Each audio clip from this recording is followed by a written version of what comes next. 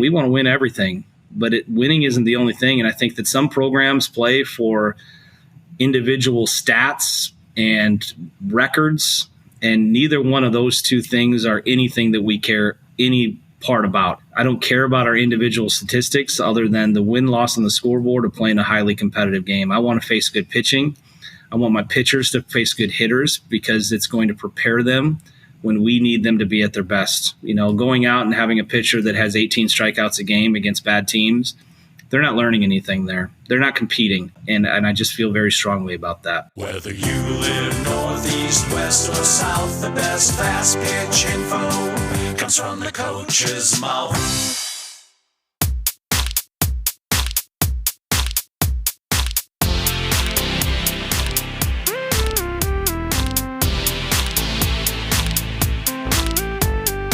Welcome to the From the Coach's Mouth podcast with your hosts, Jay Bolden and Ken Kraus.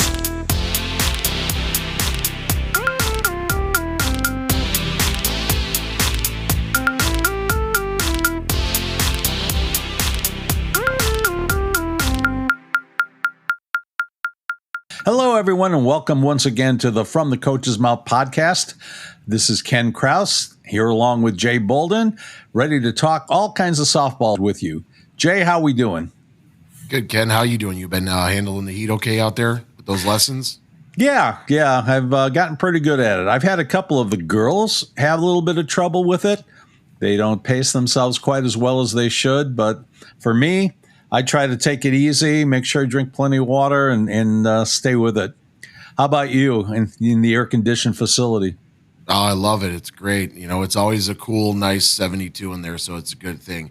I will say I had a couple of kids this week and parents that reached out about just sweating so much and for pitchers getting that sweat down into the hands. Is there something that you recommend for that to help pitchers? Yeah, actually, good old-fashioned rosin bag. You can get those at Dick's for probably like $10 or something. It's been a little while since I bought one, but you just pick up the rosin bag. I know a lot of people use the Gorilla Gold towels as well, but I can tell you, I actually keep them out on the hot, humid days. I have a rosin bag I bring out for lessons, and the girls are amazed at how much better they can hold the ball when they just pick it up, pop it up a couple of times, and then one thing you have to remember, no matter what you use, got to wipe your hand across your jersey or your pants or something so you don't get called for an illegal substance.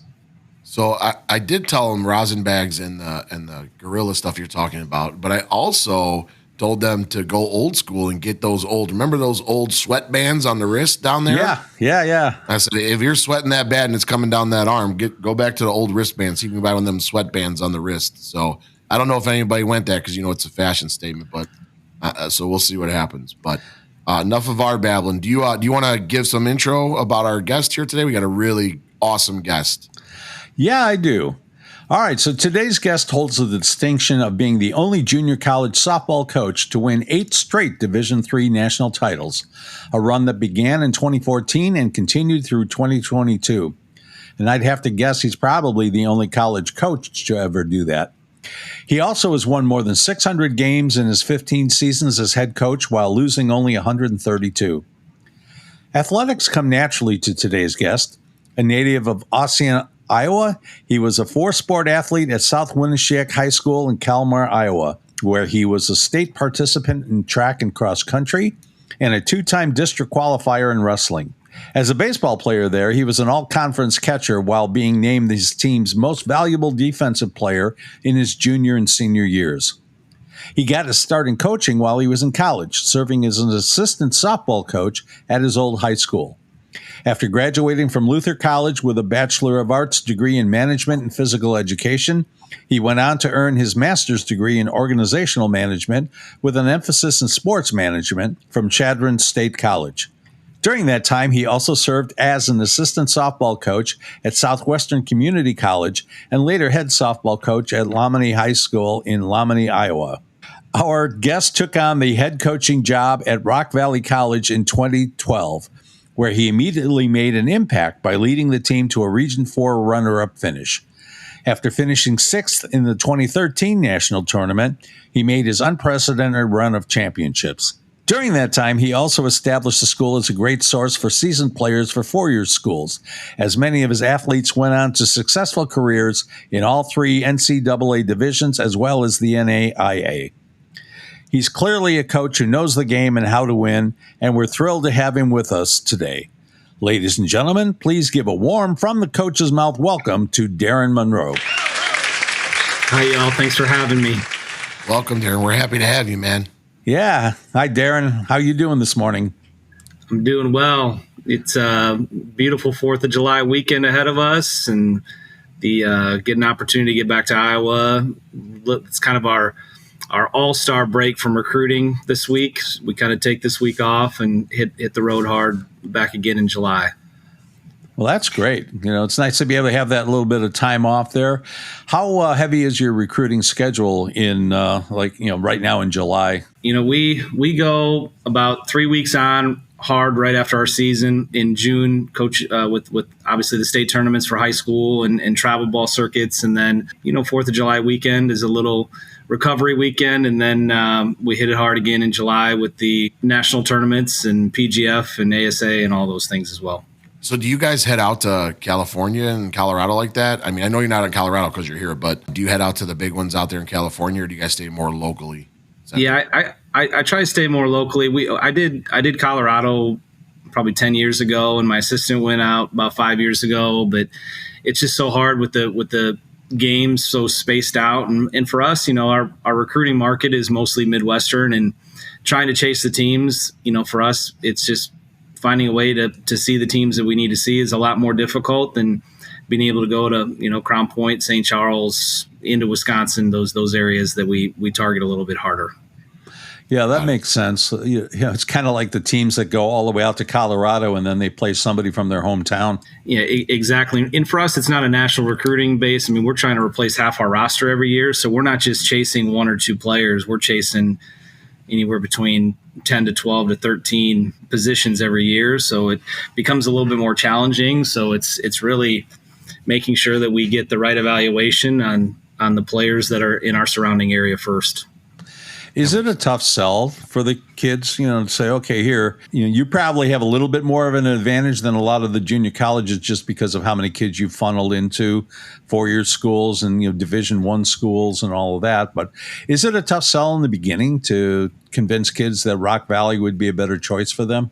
Yeah, I think, obviously it's gotten easier over time as the name and the brand has proven itself, but I would tell you it's junior college in general is, there's the stigmas around that from a travel ball coach or player perspective.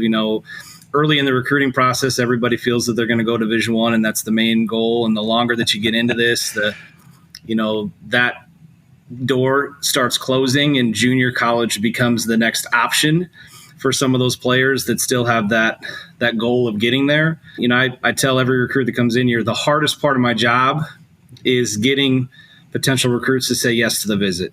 And because once they say yes to the visit and we have an opportunity to show them around our facilities and our campus, which look like a four-year institution, and having that opportunity to sell the program and go more in depth about who we are, what we stand for, and what our program can do for those potential student athletes, it becomes a lot easier. But it's getting them to say yes to the visit and being open-minded, because then they've already gotten past the point that junior college potentially is an option for them, or they wouldn't even agree to the visit in general.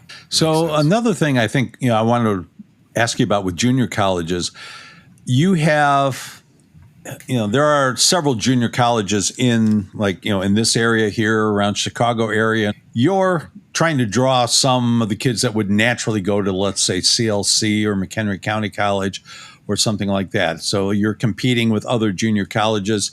How do you approach that? From a recruiting standpoint or competition standpoint? A recruiting standpoint.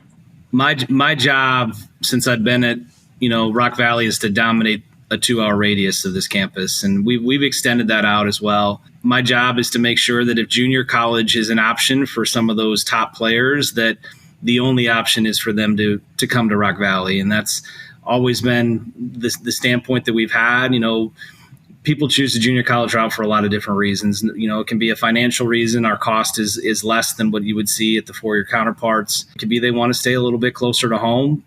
but they don't want to live at home. That's where the market's not necessarily only are in Rockford. They still want to get that college experience. So going an hour to an hour and a half, 2 hours where they can still move here, have that experience, kind of get their feet wet in what it is to be away from mom and dad, but be close enough to mom and dad that they can still attend their games, those type of things. But, my job has been to just dominate this market and if junior college isn't an option, that's okay. At least I'm not losing a high quality player to somebody that I have to compete against. But it's to make sure that if junior college is at all an option for that player, that Rock Valley is the first option on their list. Darin, tell us a little bit about how you got your start in softball. I know you played baseball, but give us a little background on where it started, and kind of how it progressed for you there. So when I was in college, we didn't have men's fast pitch like what you have seen in Illinois. We had a game called modified or slingshot or semi-fast is what we call it back there. And I just fell in love with the speed of the game. For me, I wasn't a great offensive player. As you read in my bio, I was more of a defensive side. But so for me to transition over to the fast pitch game, I don't know that I think I would have struggled, but semi-fast was fun. It's an offensive game where you got to be able to play defense, but you're still able to have the speed of the game that you see in the sport of softball. So playing it there for a couple summers, I just fell in love with the game. And baseball, I kind of passed it by. It was too slow. Once I became an assistant softball coach at South Winneshiek, coaching the female athlete and the details that they have and the goals and the aspiration that they have an understanding of what they're looking for. And I enjoyed that part of it as well. And then how did you get invited to become a softball coach? So one of my college friends was a member of the Luther College softball team, took the head job at my high school as a summer job. And, obviously knew that I wanted to get into the coaching realm and recruited me to come be her assistant at that time. And it just took off from there. What was the draw to go into Rock Valley? I mean, I'm sure at that point you were probably looking at multiple different places to go as you moved up the ladder. What was the big draw for you as a coach to go to Rock Valley? So I'm obviously not from this area, but my then girlfriend at the time, her parents lived in Rockford. And I was an assistant softball coach at Southwestern Community College down in southern Iowa. And, my goal and aspiration was to be a head coach. And, for Rock Valley, I think it was a perfect storm because I didn't necessarily have the resume to be a coach at that time. I mean, I only had a year or two in the college ranks, a year and a half in the college ranks, and I had coached some high school and baseball along the way. But it was a part-time job at a program that was 11-19 and only had one winning season in a few years. So I tell a lot of people that had this been the program that it is right now, my resume wouldn't even have been good enough to get this job. But with my now wife, a big part was her family was from here.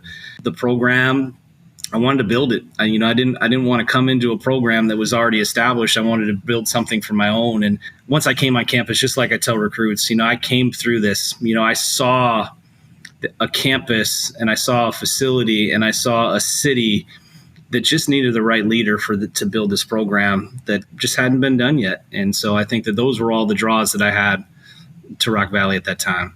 Now, did I see that you guys are you're getting, is it a new field? Are you getting a turf field up there? We are. Yeah, this has been in the works. I'm also the athletic director, full disclosure. That helps.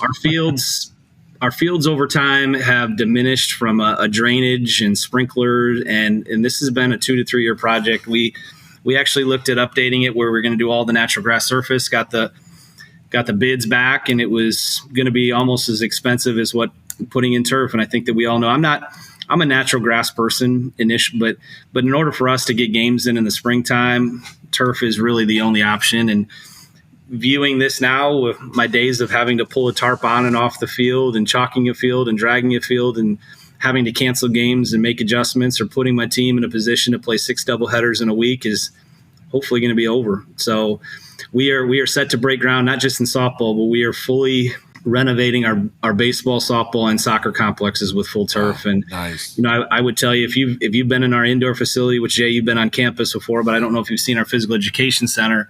Yeah, I had to go in there. Our outdoor facilities are now going to match what we have with an indoor space. And I think that that's the next layer for us to continue that upward trend. It also shows you the investment that our institution believes in what athletics can bring to this campus, and they support winning. And they know what that looks like and what we have to do to get there. So we're really excited about that project. Does the turf that you're putting in, does it have like heaters in there or anything to help kind of melt the snow when it's sitting there? It won't have heaters, but as you know, I mean, our winters have gotten actually progressively better. True. We have not had the snow even on our grass field that we've had in 5, 6, 7, 8 years ago. We've actually had temperatures that are warm enough to melt the snow for us now. If it's a 40 to 50 degree day in that random early February, we're going to be outside practicing. And so, but where before with the natural grass surface, you're still waiting for it to unfreeze and unthaw and dry out. And now we're not going to have to wait for those things. So I'm wondering, you mentioned that when you came to the campus, it was kind of a losing program. It really wasn't anything special. How did you turn that around? Did you walk in with a vision with that, or was it something where you got in here and then you saw, oh, here's the opportunities? The first thing is I got embedded in the community, and I had travel ball coaches in this area that told me that they didn't even realize the Rock Valley had a softball team. That's how honestly embarrassing it is now looking back 15 years later. So I embedded myself in the community I was around. I was at high school games. I was at travel ball games, and I was making sure that people understood that I was here. We wanted to build this thing. The first and foremost, we had to build it with roster numbers. When I was hired, we had 10 players on our roster. Wow. And trying to manage, and I was hired in October, so it was too late to go out and have a bunch of recruiting. So the first thing that we tried to do is provide depth, because depth allowed us to hold kids accountable and develop and do those things. And all those things are really important for us. And obviously, if you have an injury, you've still got players that you can go to battle with. So first and foremost, we started hitting the recruiting side, selling a vision of the program. But I think anybody that knows, when you take your first head job, the easiest thing to sell is this vision when nobody knows if you're telling the truth or not. Mm-hmm. The hardest thing is to now sustain that success, because you can no longer sell a vision. You are who you are. And if you have done people wrong along the way, they're not going to forget it. But if you've treated people right the right way, they're going to remember that, and they're going to continue to send you players. Players are going to want to continue to come there. And I think the proudest moment that I have now 15 years later is that we didn't take shortcuts at the beginning just to achieve this large amount of success. I believe very firmly in the recruiting process that you have open and honest conversation with prospective student athletes to say, this is who we are, this is what we expect. And if it's not a fit for them, that's okay. We run a program of accountability, discipline, and hard work. And for those players that don't want to do those things, there's other programs that don't require that. But we are very open and honest in the recruiting side, and I've been that way for 15 years, that those are the type of players that we want, because if we do that, they'll run through a wall for you, and they will trust you, and obviously they will develop for you. And those are all things that started at the beginning. Yeah, and it's not like that everywhere else, as we know. There's a lot of fluff and smoke and mirrors with some of the stuff that goes on at every level, not just higher levels, but even at the NAIA level, there's stuff like that too. We talk about it all the time. Like, we just want to have truthful conversations as well. Like, this is what you're going to get from us. This is what we expect from you. But it's definitely not like that. I've been through the recruiting process with my kids that I try to get recruited, and there's some things that you just shake your head at and you're like, it's not going to end up well. So it's awesome that you do that. So Darin, I want to ask you, what do you think, I know, and you kind of hit on them a little bit, but what are the core values that you emphasize the most in your program? Yeah, I hit on, the three main topics. Number one is accountability. I tell our players all the time, I don't care about your excuses, and I'm okay if you make mistakes. Just own it. For us, that's a life skill. I don't really need to hear why you did something the way you did it, or the excuse of even handing in a homework assignment late. Like, I don't really care for that. Own the mistake and move on. It's okay to make those mistakes, but I think so many times that the first initial reaction with your players is for them to explain why they did something the way they did. And a part of coachability and a part of life is just to own it. And hard work, you've seen the way our teams play, Jay. We pay attention to detail. We are going to fight. We are going to claw, and we are going to play the game. And I tell our players all the time, my job is to protect a game that I love a lot. And when you respect the game and you play the game the right way, you run on the field, you run off the field, you're engaged in the dugout, and you're focused on your teammates' success, not just your own success. When you are practicing, it's not talking about the things in a batting cage that you're going to do after practice. It's focusing on the details that are at hand. If you have questions, you ask the questions, you understand the drills, you understand why we do things, not just become robotic and do it because coach is telling you to do it. But when the great ones ask why, they understand why. And because now when they're working on their own, they're focusing on the details at hand and discipline. If you don't do the way things are meant, the program is the program and the standard is the standard. And if you fail to meet that standard, there's disciplinary action that you're going to have. And I used to be, I've gotten a lot softer as the years gone on, but I also tell my former players I can be softer now because of the program that you all built and the standard that you all set. And now for me, you don't hand your homework assignment in, there's consequences. If you don't hand your grade cards in on time, there's consequences. If it's due at 5:00, you're not turning it in at 5:05.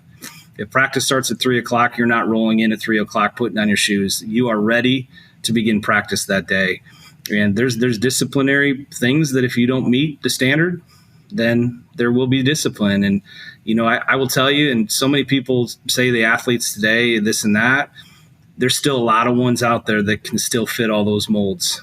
But that's where recruiting comes in, that we have those conversations and they know what they're signing up for. And if they walk away, that's okay. But we're going to find the ones that fit those molds, that want that. And I'm going to surround them with other players that are like that. And you're going to see a team and individuals that just continue to raise to the top. Yeah, I don't remember who said it, but someone said, I never punish my players. Said I lay out clearly what is expected, what the consequences are if you don't do it. And so, those players know what they're supposed to do. If they make the choice not to do it, then they are punishing themselves. They have chosen to have this consequence happen on them.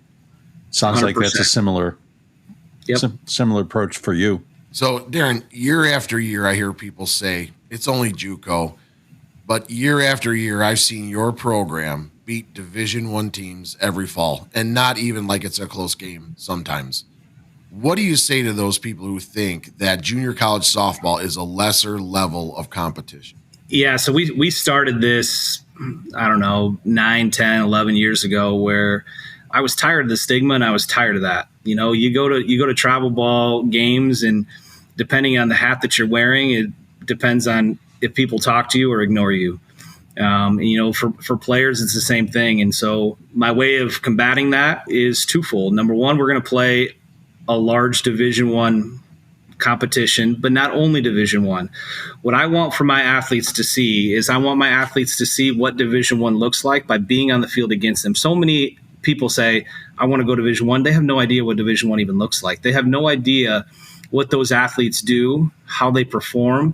And so when we first started, I wanted to be in the other dugout so my athletes could see the details, could see the way they warm up, could see the way that they compete and do those things. But I also want them to see solid winning programs at other levels, which is why we now play St. Xavier, because I want them to see that there's not a whole lot of difference between these two programs other than the division that they have.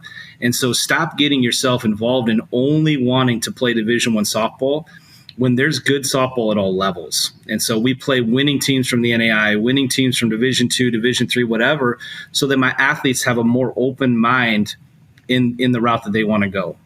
But when it comes to, the stigma, the easiest thing to break it is to play them and compete. It's amazing how over time people have realized that it's one thing to do it once.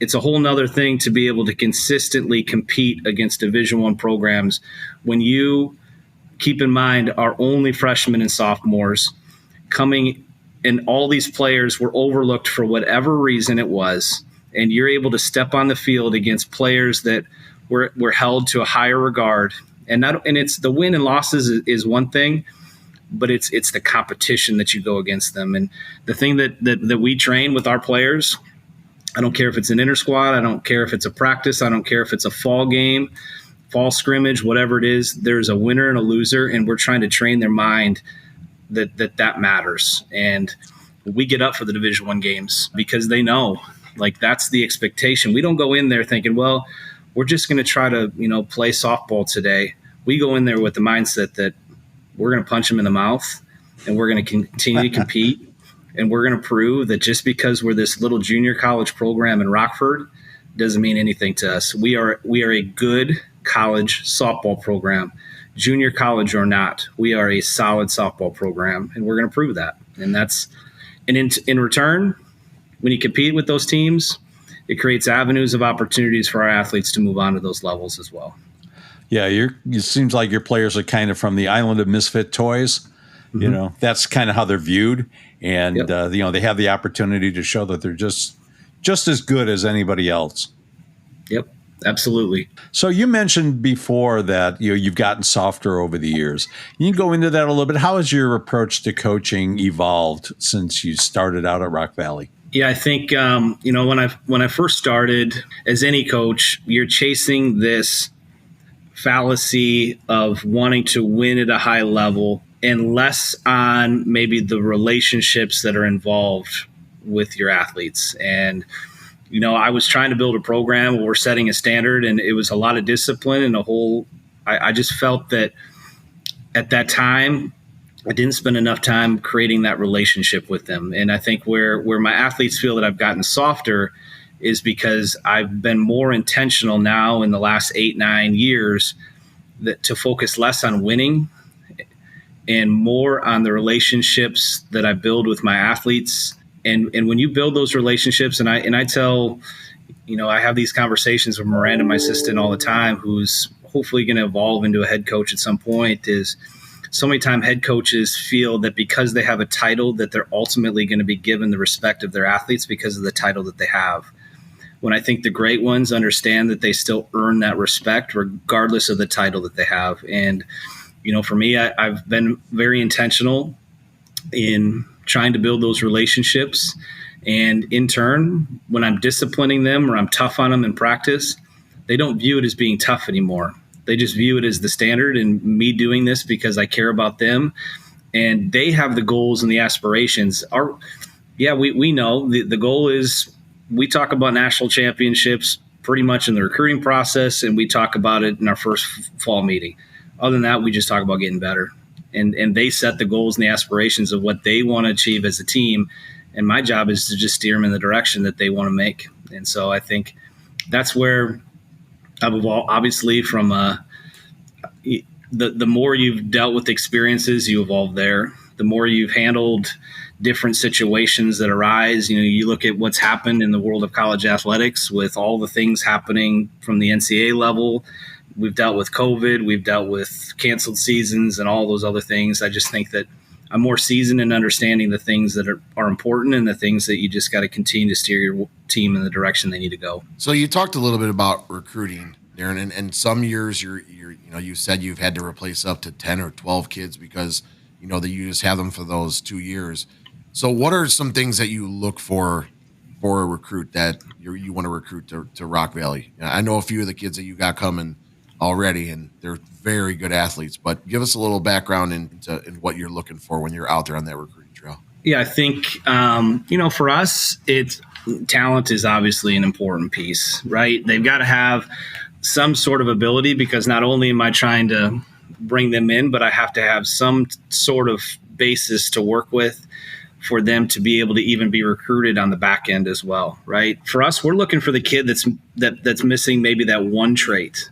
They've got the electric speed and the power arm, but they don't have the bat, or they've got the bat and they've got the arm, but they don't have the speed, or they don't have the conditioning, or they don't have the mentality. And, it's finding those ways that they're missing maybe one tool And we feel that we can develop that tool over time to give them the opportunity to move on. From a recruiting standpoint, I'll tell you that we try to load up on middle infielders and figure it out when they get here. I think our team defense was the best that it's ever been because we had a shortstop playing third, a shortstop playing shortstop, a shortstop playing second, and we had a second baseman playing first. And, you just think from a glove work and range and all those things, our defense got better. From the outfield, we try to recruit nothing but center fielders. Kids that can run and get the ball and have a little bit of speed. Defensively behind the plate, we have to have a catcher that can frame, block, and throw. The catching position is the one position that I will say it's okay if they're not a high level hitter, because I'm willing to sacrifice a catcher that does all those things for my pitching staff, where everywhere else, obviously, offense dictates ball games. Inside the circle, you got to be able to throw strikes consistently. We very much feel philosophically that we don't want to give up free bases, so we want to be strong defensively. We want to be strong inside the circle with the pitchers that don't walk people but also don't miss middle. Those are the two areas that we really focus on. Velocity is obviously important because those are the things that are going to get pitchers at the next level. A radar gun, unfortunately, is a tool that many people use, so they got to have some sort of velocity, but they also got to be able to locate. They got to be able to have a good changeup. At our level, if you can locate and go off speed, you're going to be pretty successful. And now our job is to teach you how to spin it and do those things. So those are the main things. The culture is important. We want down-to-earth, hardworking kids. Princesses don't work with us. And I tell every recruit that comes in here, I'm not afraid to have difficult conversations. Don't start any of those things because it's not going to work here. Because we are disciplined and we believe in culture. We want kids that want to come in and they don't want to work hard because coach is forcing them to work hard. They want to work hard because they want to be great. Those are all things that's really hard in the recruiting process. But if you do your homework and you have open dialogue with them, you'll find the right ones over time. And then once you do find them, how do you foster that culture? How do you continue to build on all of that? Challenge them daily. We believe very much in obviously the development side, but the way our practices are structured, at least in the fall, we have 2 days, Mondays and Wednesdays, we're fully as a team. And those are the days they know it's less on mechanical things and it's more about competition. It's putting them in positions where they have to compete and there's a winner and a loser and that mentality. And a lot of times I'll go into practice and say, it's me versus you today. And they have the choice to work together as that cohesive group to try to accomplish something, or they lose. And sometimes that losing is conditioning or whatever it needs to be that day. But then we also back it off on Tuesdays and Thursday, and those are our development days where I get to sit in a batting cage for 4 to 5 hours and work really small group individually with players so they understand the drills and the mentality and how we go about our daily business from a pitching side with Miranda to an offensive side with me. So we kind of go back and forth so that our players are getting both sides. We have full team defense mental days, 2 days a week, and then we back it off and go development days. The other 2 days where it's less of the high stress and more of the high focus on just getting individually better. That's awesome that you guys do. I love that. I think that's a great approach to how you do it. The competition on those 2 days and then getting in the cage or getting in the bullpen and breaking those things down. I think that's a great approach to how you're doing it. I was wondering if maybe you could share a success story of a player who maybe made a major transformation under your guidance there by what you're doing there, that process. Yeah, I think, it just one of them just happened yesterday. For us, it's those players that achieve their goals and aspirations of what they had coming into our program. Natalie Lauer yesterday committed to Michigan State. It's a player that had 0 Division I opportunities when she came from the high school travel ball ranks, and a kid that worked hard, a kid that, from a velocity just climbed. And, her freshman year, she came in as a pitcher that threw fairly hard. I mean, she was 61, 62 consistently, but missed the middle too much. Didn't understand how to locate. And, Miranda did a great job with her and had a great curveball where she could develop and didn't have a changeup and developed that and could go up and down and came back. She had a little bit injury issue her freshman year, took a summer off to kind of let it heal with her wrist. And by the end of her sophomore year, she's throwing 65 with the ability to locate, change up, and gets that opportunity to go to a high level. We had 2 days ago, Chloe Wamble, committed Division I, Eastern Illinois, which was in a regional this year. You know, Chloe's a kid that was a super high ceiling, but needed to be trained between the ears. And Chloe is one of those kids that just understood, you know, and I told Chloe and Diamond Blomley, who's going on to UIC as well, for those two kids, it wasn't training them necessarily the softball side, it was training the mental side. And that was the thing that we had to get out of both of those, and the evolution that both of them had in the last 2 years and the opportunities to now see them flourish and go on to achieve the goals that they had. Those are some of the proudest moments that I have. And that's why I love junior college. I have the opportunity to recruit you when everybody else overlooked you, but then I got an opportunity to develop you to prove all those people wrong. So then on the backside, I get to be involved in that process on getting you to the next level and be a part of that college commitment. And you understand why you came here, and you understand the value of what this junior college program did for you.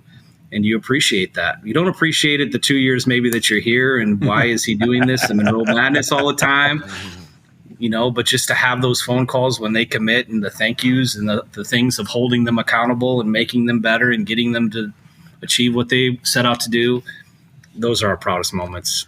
Yeah, I mean, that has to be a really good feeling for you to see that kind of success, to say, I had this idea that this player could develop to this level, and now to see it actually be fulfilled. 100%. So, Darin, real quick, with those two committing, do they still have, with that court ruling now, do they still have 4 years of eligibility? What's going on with that? I haven't been, I saw it, I was following it. So are they now going to get 4 years of eligibility at those schools, or what's going on with that? And has it affected you? So the Pavia ruling with the Vanderbilt quarterback, you know, changed some things, but those are still caught up in the courts. Right now, they still only have 2 years. So a lot of people, you know, I think jumped to the conclusion that because it happened for Pavia, that they erased a year of eligibility from a junior college perspective, that now everybody's going to get it. But it's like a blanket waiver for this one select group of individuals. Now, on the other side, I have some players that are currently that were seniors this last year at the Division I level, that ruling did impact them to get a 5th year of eligibility where they waived 1 year of junior college. So I'll be honest, it's a mess. What direction the NCAA is about to go with that is to be determined. But currently, from a recruiting standpoint, if they play 2 years here, they still only get 2 years at the 4-year level. There's a lot of things being discussed at the NCAA level and what that looks like in the future, whether the NCAA is just going to get rid of red shirts and all this in general and go to a 5-year eligibility model. It's all a mess, as everything from an NCAA perspective. How unusual for the NCAA to make a ruling and then not think about the unintended consequences. Yep. So some players are benefiting. The ones that were seniors this year are benefiting, but not everybody necessarily is going to in the future. I wanted to ask you a question. You know, you get to a certain level of success, and I imagine that some of it is momentum. You know, you've now established a level, and people that come in know what's expected. But at the same time, it's also easy to get complacent. So how do you keep your team motivated year after year? Yeah, I think that some of that goes back to why we schedule the way we do in the fall. You know, I'll be honest with you, when we started that, we had won a couple of national championships, and I felt that our fall was not challenging our team enough. And, you know, I tell a lot of people some of our best springs have come after what wins and losses perspective might have been our most challenging fall, because it sets the tone where we're not as good as we think we are, and we got to get a whole lot better. And, you know, I just felt that we were having some falls where our team was winning games by wide margins, and they felt that they were untouchable. And our focus and attention to detail during the off-season months weren't necessarily quite as good. And so for us, we want to get humbled. Mm-hmm. And I think that when you get humbled, it brings down that complacency. You know, we play an extremely tough fall schedule where they get to realize that, you know, we are not at the level that we feel that we are yet. And then at the beginning of our schedule in the springtime, we also try to play anybody with a number in front of the name. So we're a Division II junior college program right now.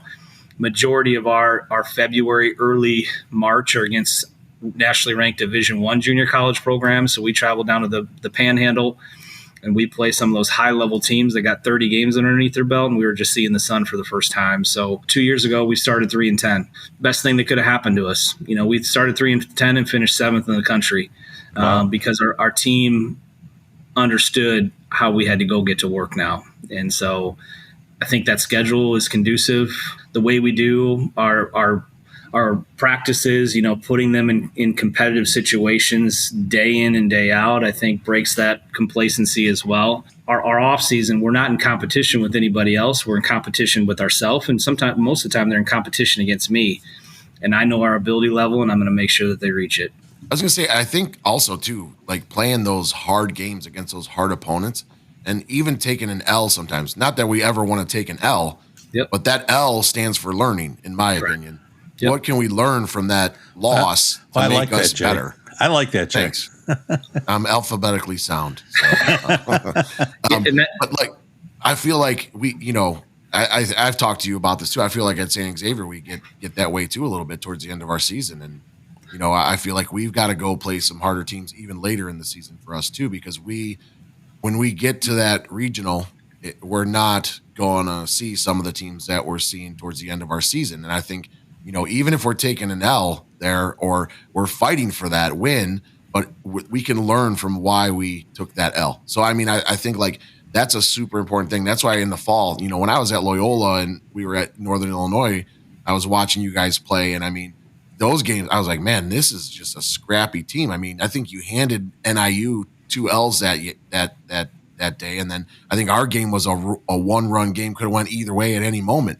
And I was just like that, like we can still learn from those hard games, right? Those are instead of just those easy ones. You don't learn. It's just going through the motions on those. So I think that's awesome that you guys do that. And you go down to the Panhandle and playing some of those teams that, they got 30 games under their belt. Like it's a whole different thing. So we've been doing that, I think, in Gulf Shores, and I think that's helping us a little bit, but I think we got to find some more at the end of our season for that too. So, and I think St. X, you guys run a program similar to us. So I'll be honest, there's different philosophies amongst this. I'm not chasing wins.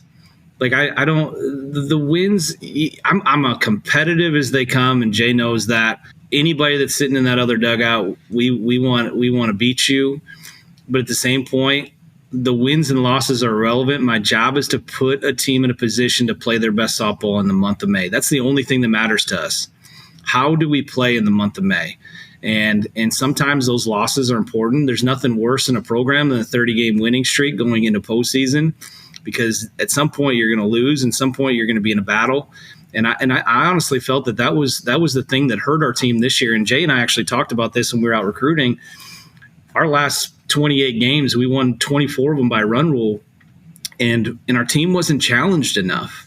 So we get into postseason, and we're in a close, highly contested ball game that we didn't know how to handle. And where at the beginning of the season, that's all we were in.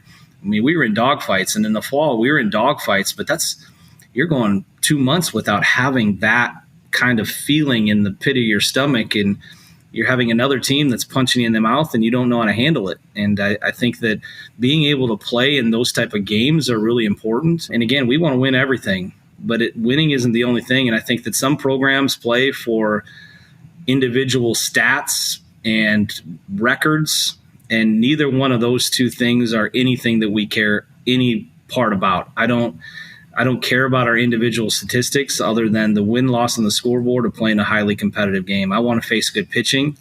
I want my pitchers to face good hitters, because it's going to prepare them when we need them to be at their best. Going out and having a pitcher that has 18 strikeouts a game against bad teams, they're not learning anything there. They're not competing, and I just feel very strongly about that. Well, and I think that's a great point that you make there. And I see this a lot with travel teams. They do that as well. You get, you scroll through Facebook and you see parents proudly saying, we had a great tournament this weekend. We went 6-0 or 7-0, and we beat all of our opponents, by a total of 65 runs to 3 runs or something like that. And they think that it's this great triumph. And I look at it and I think, man, that's a wasted weekend there. You were not playing the right competition. That doesn't help your kids get better. It just makes you think you're better than you are. So I'm glad you brought that up. And it's interesting to hear that as a philosophy. So, Darin, what has been like one of your proudest moments as a head coach so far? I'm sure you got a lot, but is there something you could really be like, yeah, that moment is it resonates with you, sticks with you? Obviously, from a program perspective, we talked a little bit about our players moving on, but from a program perspective, when I took this job, it was to be a nationally competitive program.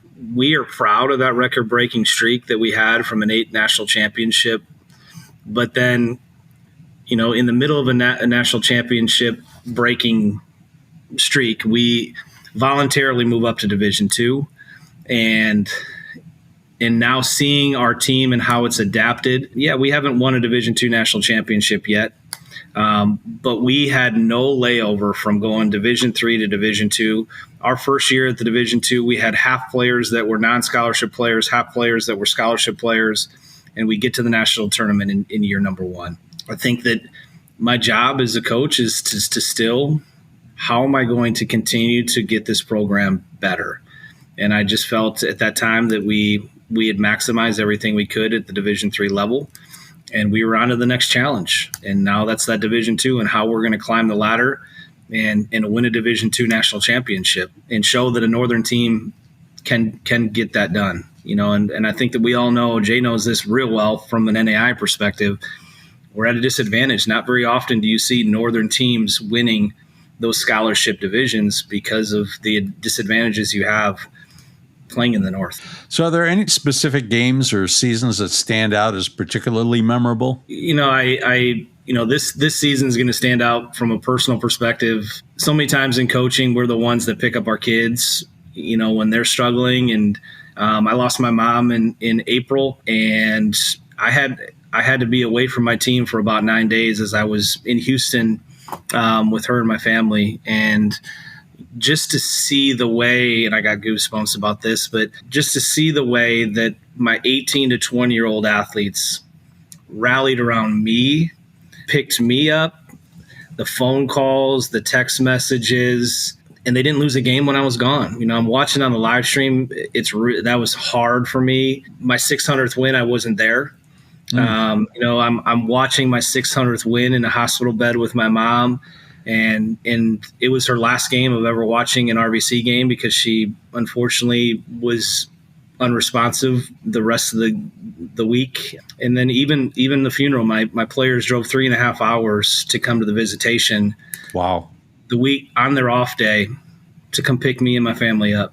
So many times in coaching, we're the people that they rely on when they're in struggle situations, right? And this is the first time in my life, in my professional life, that I had to lean on them. And so I think that this year's group will mean a lot to me for forever because of those things that I handled personally. Wow. And that's really interesting. We talk about sports and life lessons, and really there it was, just there in the flesh. You say, I've done a good job of recruiting.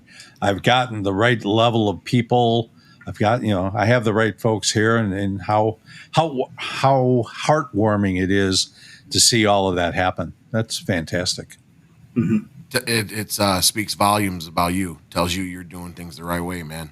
So you keep doing that. And that right there tells you that, this is more than just a game. You know what I mean? So absolutely. I do want to ask you one thing. And you said that you started a season at 3-15. I'm sorry. What was it? 3-15? 3-10. 3-10. So how did you handle that setback or that difficult start to that season? Did you go crazy on them? Did you change your coaching thing? Were you hollering instead of being passive? Like, the coaches that are listening to this, I think my point of this is like, what was it like for you? Because a lot of coaches don't know how to handle it when things are going bad. They change what they're doing. What was it for you? How'd you handle that? I said this earlier, the standard is the standard, and we don't focus on wins and losses, and at least early season. And internally, I'd never been under 500 in my entire career in a single season. And not only were we under 500, we're sitting at 3-10, right? But my players didn't need to see, and I think so many times in coaching, when adverse situations strike, you try to change everything. You change your style, you change the way you practice, you change the way you act.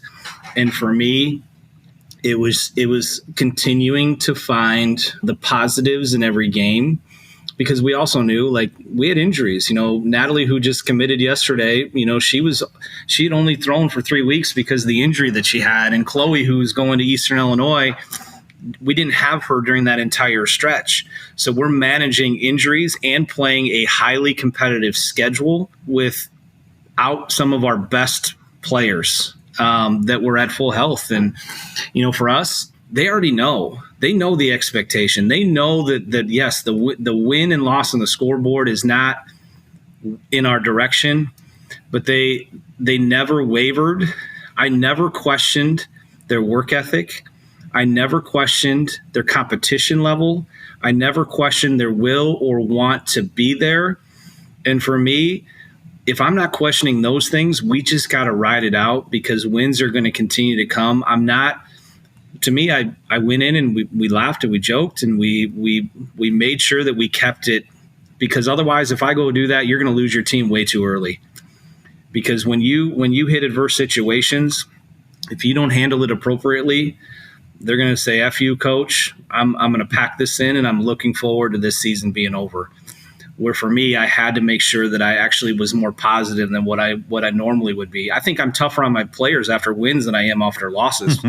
Unless those losses are you didn't compete, you were lazy, you were causing issues, like that's different, right? But I'm tougher on them after wins, where that's my time to nitpick them. After losses, my job is to ride the ship, refocus on the things that we're trying to get better at. And thankfully, we came back once Chloe got back, Natalie got healthy. I mean, we had won 32 games in a row, and I think because of the way we handled that situation, it could have been a lot worse. You just got to stay true to yourself. And that's seasoning, right? I knew the team that I had. We were not a 3-10 team. We fell out of the rankings for the first time in program history. And we never really got back into it. We get to a national tournament and they gave us a really low seed. And I looked at my team and I said, they done messed up, giving you the seed that they just had. We win our first round game against the 20 seed. We're going against the 4 seed, who was ranked second in the country all year, and we knock them off. And I told them after that, I said, we were underseeded, and that's not fair to the team that you just beat, that they didn't appropriately seed you when they didn't really look at the big picture of what your resume was. That's a great approach. How do you balance the competitiveness with supporting mental health and general well-being? And as a part of that, do you handle the mental side internally, or do you have someone like from the outside or someone who specializes in it? So I think that this is a growing facet in all focuses of college athletics. Full disclosure, in 2018, I lost one of my former players due to suicide. She was an All-American. Since then, we've honored her number, which was the number 7, in her honors to the player that best represents our program. But that's twofold. The first reason that we do that is it gives me an opportunity every fall to talk about mental health, to talk about this program, to talk about, it's okay to not be okay. It's, we are not just here because we want you to win and loss and those things. If you're starting to struggle, come in and shut the door. It's a safe spot for you to talk about and for me to hopefully get you the assistance that you need. As an athletic director, I've actually partnered with our counselors on campus that we have counselors that come into our building, and they have an office 2 days a week that if any athlete needs to go see them for any reasons, they have the opportunity to do so. But you only know what you know. I think the hardest part is the ones that are struggling the most, you would never know it. The player that I lost, she was one of the toughest kids I've ever coached.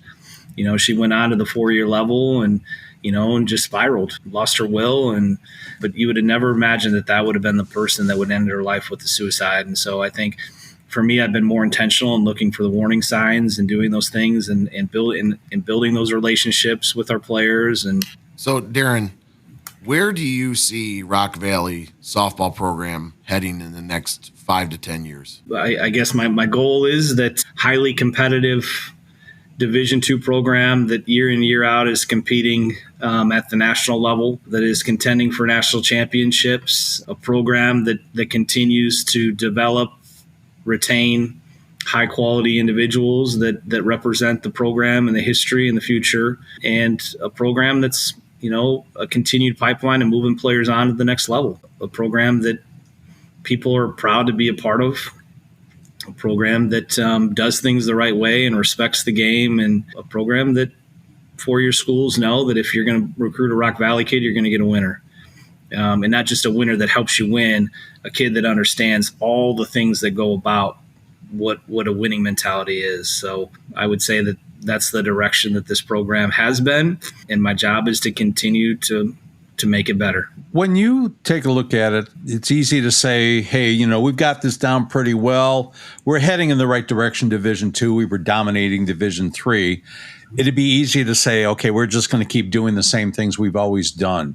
Is that your approach, or are you always looking for new, innovative things? And if so, what are some of the things you've found? I think the great coaches evaluate themselves and their program at the end of every year. So many times when you have success, you feel that this is the way you have to continue to do things. And if you get caught up in that, you're going to get passed. For me, I know my abilities as a coach. I know the things that I'm really good at.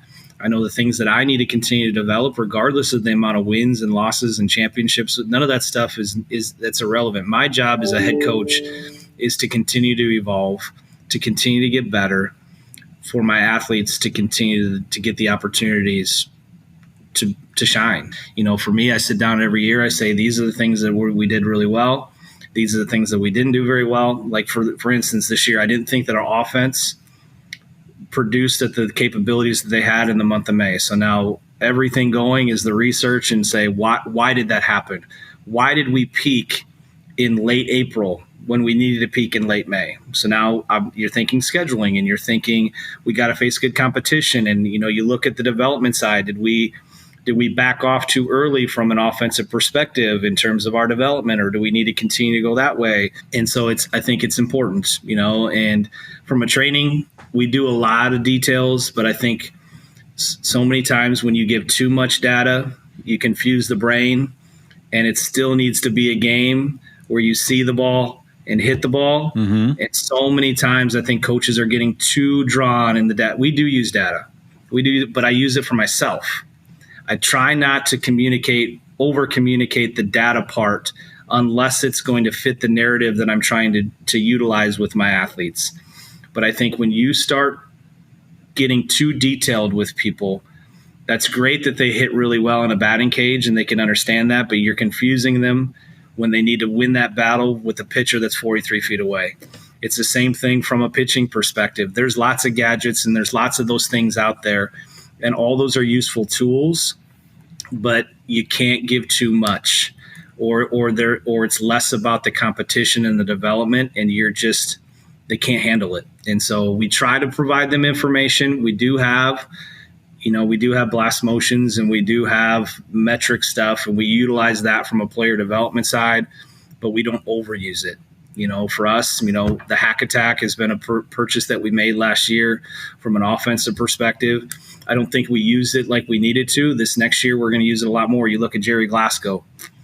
He packed up 6 hack attacks to go to the College World Series. Like, if it's those high level Division I's are using that because now they don't have to see a pitcher going all the time to be able to replicate the movements and those things for their hitters to use every day. So it's just continuing to try to evolve. I go to the national convention every year. I used to be on the board of directors with the NFCA as the junior college representative. I'm trying to learn new drills and do those things, but also keep the things that have worked really well for us. Like, I think so many times that you research other ways that now you want to change everything the way you're doing things, that you still have to have your standards of the things that you feel you do well. I'm not just trying to throw new drills just to say we're doing something different. I want to get really good at the things that we do every day, but still having variations to make it fun and interactive with them as well. Yeah, it's Ken and I talk about this all the time, Darin. Both of us as pitching coach, you go to Instagram or Facebook and you see all these Facebook reels and Instagram reels of these drills, and it's like, what is the what is the validity of any of that, right? Like, is there a purpose behind that? And you talked about data. Like, yeah, data is great, but you can tell me how much a kid spins the ball, right? And how much this or that, and how much it breaks. But if she can't throw it for a strike, it don't matter. Right. I mean, the game is, I think sometimes we're making it too difficult for these kids. Right. I mean, I've seen kids that have lesser spin than others but can throw a strike and they still get by just fine. Right. I think, like you said, it's a tool to use, but if you don't know how to use the data, it's not going to help your kids at all. And then you're just, like you said, you're polluting them too much. Right. Like, you and I have talked about that on a couple occasions about how much of that is important. And it still comes back to, like you said, see ball, hit ball, right? Like, and hit spots, move it and stuff like that. So yeah, I couldn't agree with you more. Just quickly about you personally a little bit. Are there any upcoming goals or milestones that, you're aiming for either personally or professionally? My goals as a softball coach is to continue to have a highly competitive softball program. And I've shifted a lot of my self-development goals and milestones towards making the greater athletic department even stronger.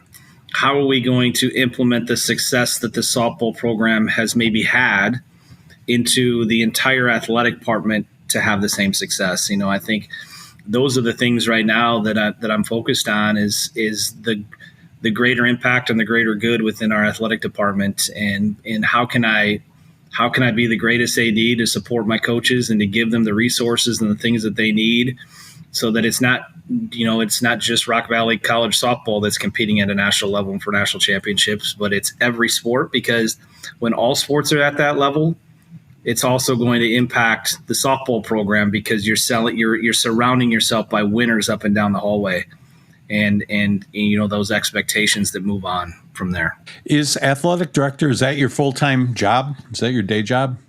Well, they're both my full-time jobs. So I actually have two full-time jobs. Okay. So when I started, I was a full-time softball coach. It was called a sports coordinator, which was essentially kind of like an assistant athletic director. And then I transitioned up to the full-time athletic director position and kept the full-time softball coaching position. And honestly, that's the reason why I've never left Rock Valley, is my passion of coaching and my career aspirations of being an athletic director. I get to do them both. Not very many college programs do you see an athletic director that's also allowed to coach. And, that's where I also have a full-time assistant coach in Miranda. That's another thing for us. There's no other full-time assistant softball coaches in the region, but I have one because I'm also the athletic director. And so we kind of tag team this thing. This is our program together. It's a lot of work, but I love it. Yeah. And then do you mentor the coaches in other sports to kind of say, here, this is how we did it, and you don't have to follow my blueprint exactly, but this would be kind of like a guideline for you as to how you can build your program? For me, I only insert my input when it's wanted from them. And I try I set the standard of how our players or our athletes are going to act, how they are going to attack academically, all these other things. But when it comes to coaching, recruiting, anything like that, I only insert my opinions when they ask for it.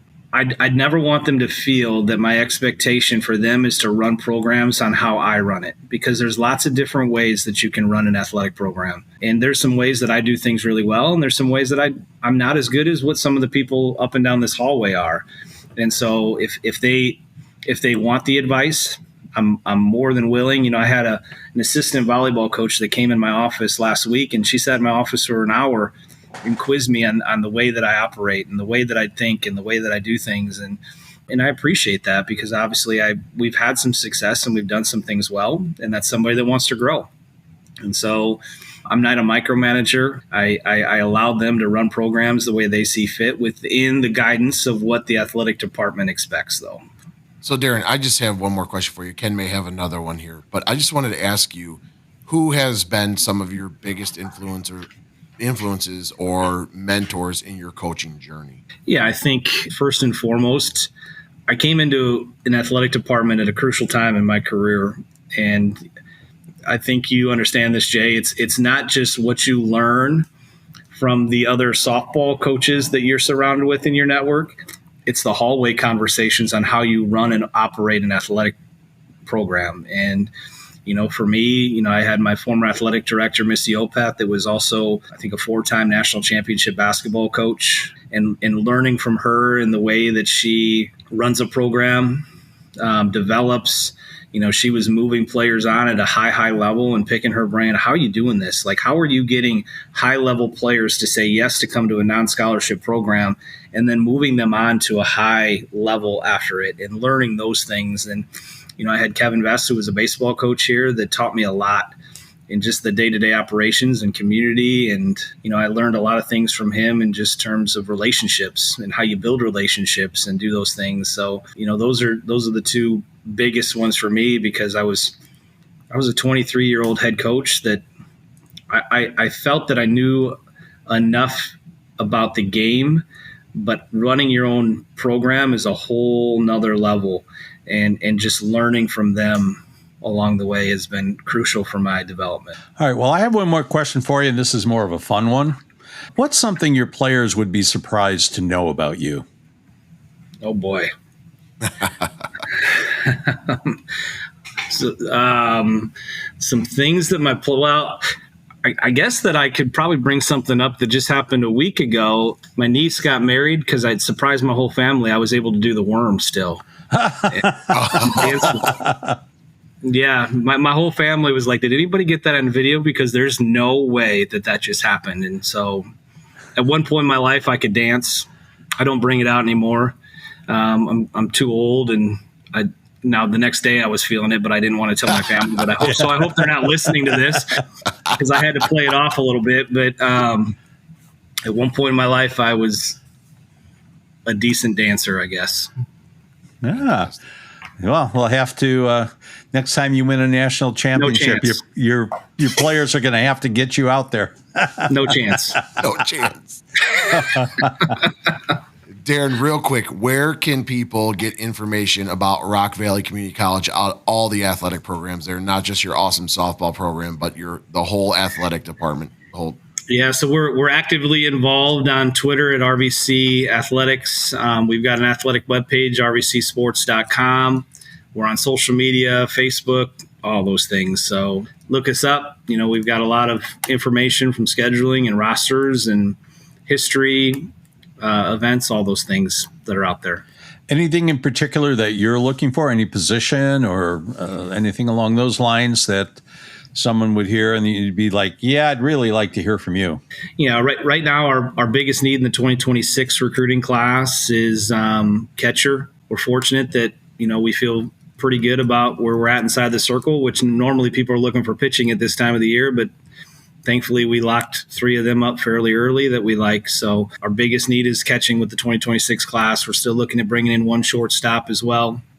And so those are really the 2 main focuses that we've had this summer, and getting a jump start in our 2027 class. For us in the recruiting side, we will start bringing 2027 on visits at some point in September, October, when the weather's still not, depending on when our field gets completed. I think we'll probably wait until that project is done, but we're evaluating all positions in the 2027 right now.